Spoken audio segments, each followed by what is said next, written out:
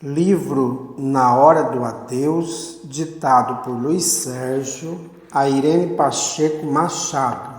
Capítulo 11. Grave comprometimento. Encontrávamos-nos agora em um cemitério onde apenas umas 10 pessoas davam adeus a Roberto. Se na parte física eram poucos, na parte espiritual eram tantos que para nos aproximarmos tivemos de vencer a multidão. Quem é ele, Henrico? Um matador profissional, um homem que se alimentou de ódio. É inacreditável o que fazem os sanguinários profissionais. Como pode um ser humano chegar a matar 200 pessoas? Levei um susto. Pelo amor de Deus, o que estamos fazendo aqui? Pensei que o Luiz Sérgio, que conheço, gostaria de contar aos seus leitores o que acontece com um espírito tão comprometido como o de Roberto. E ele, onde está? Aí vemos apenas o seu corpo físico,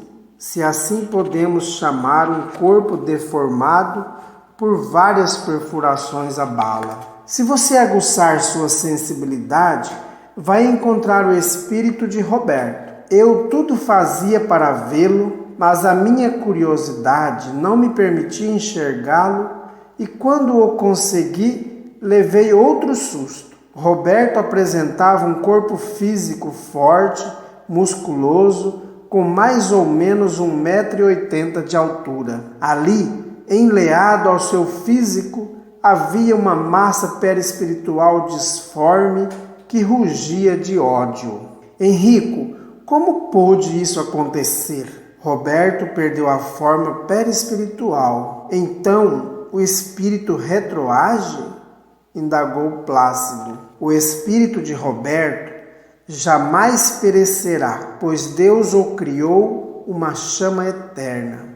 Entretanto, a sua veste, o perispírito, foi sendo rasgada a cada ação má cometida. Respondeu-lhe Henrico. E como ele vai andar? Não vejo suas pernas nem seus pés. Irmãos, quando estamos encarnados, o perispírito serve de intermediário entre o espírito e a matéria, transmitindo ao espírito as impressões dos sentidos físicos e comunicando ao corpo as vontades do espírito. Quando morre o corpo físico, o perispírito dele se desprende, mas continua servindo ao espírito, pois é como seu intermediário para com os planos espiritual e material. Sendo o perispírito maleável, as ações do espírito são nele refletidas. Não esqueçamos que Roberto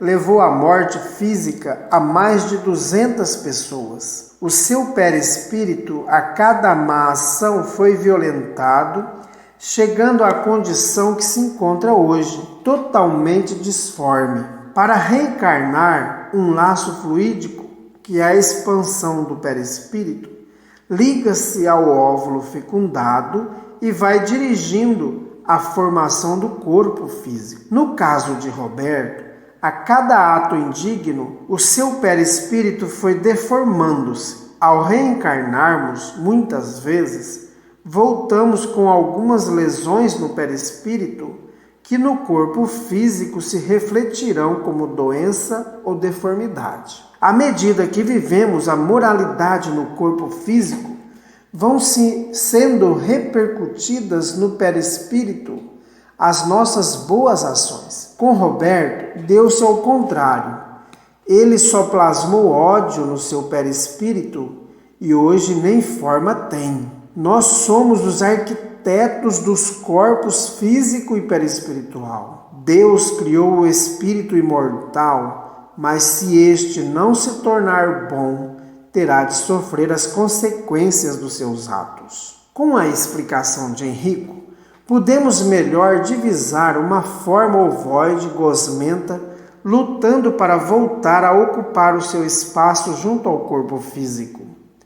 Mas, cada vez que tentava, as energias do duplo, como um esmeril, queimavam-lhe ainda mais a massa perispiritual. Era uma luta do hóspede indesejável para o corpo físico e o duplo, amigo do físico, era seu guardião implacável.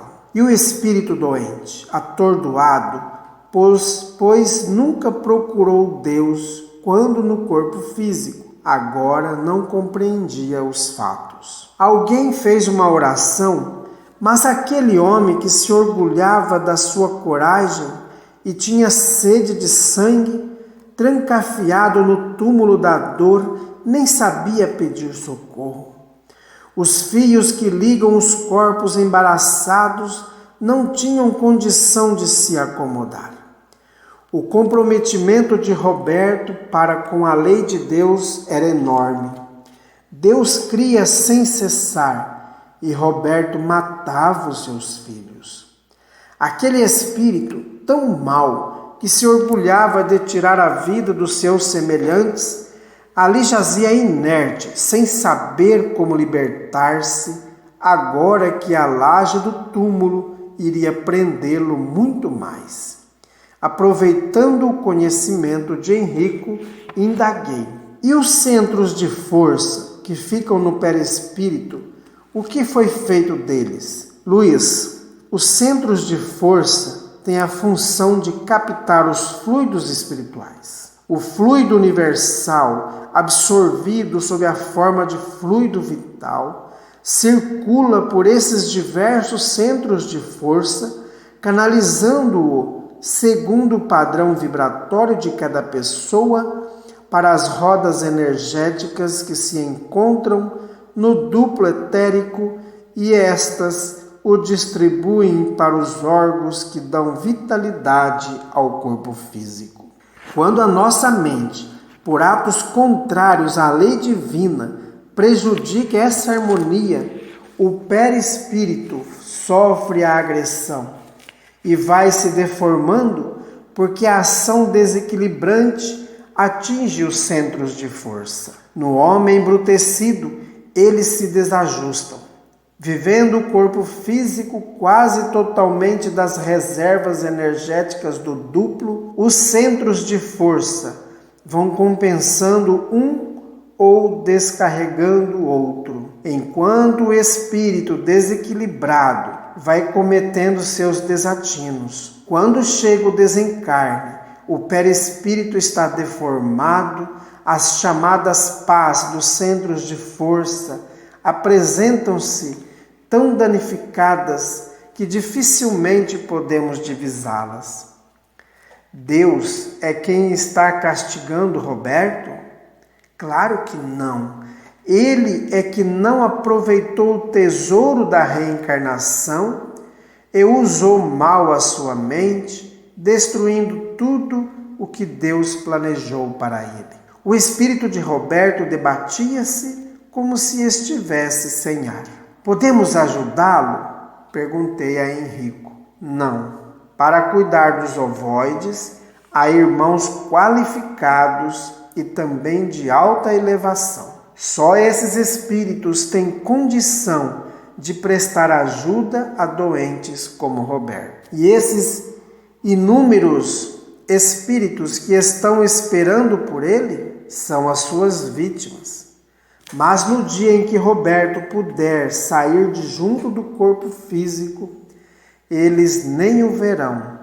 Será uma ação tão rápida dos técnicos que eles, coitados, guardarão o túmulo por muitos dias até perceberem que Roberto foi levado para a chamada colônia da segunda morte. Segunda morte?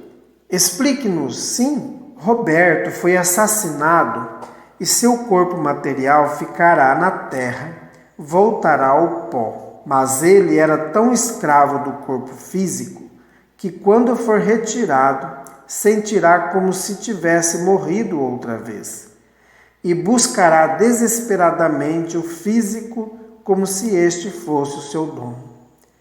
Existem mais casos como o de Roberto? Existem, mas graças a Deus não são tantos os que deformam o seu perispírito como vemos o de Roberto. Olhei a família que dali se retirava e ainda fitei aquele espírito, temido até pelas autoridades, todo enrolado, mais parecendo um animal. Busquei seus olhos e constatei que sua cor era meio esverdeada, mas continham tanto ódio que baixei a cabeça e orei. A boca, imensa, apenas compunha aquele disco informe. Como pode um ser deformar o seu perispírito dessa maneira? Quanto tempo ele aí ficará? Indagou Pamela. Até dispersar um pouco mais seu fluido vital, respondeu Henrico. Entretanto, os socorristas o ajudarão nessa tarefa. Fui saindo, era demais para o meu espírito.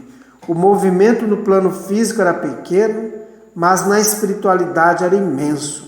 As vítimas daquele homem, verdadeiras feras, buscavam-no com ódio. Lembrei-me do Evangelho segundo o Espiritismo, no capítulo 9, item 9, bem-aventurados os que são brandos e pacíficos. Em seu frenesi, o homem colérico a tudo se atira, à natureza bruta, aos objetos inanimados, quebrando-os porque lhe não obedecem.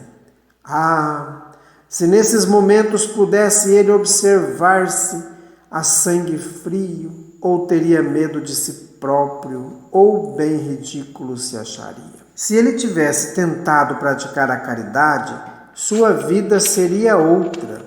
Henrico demorou a sair de perto de Roberto, eu, porém, adiantei-me e procurei outra capela.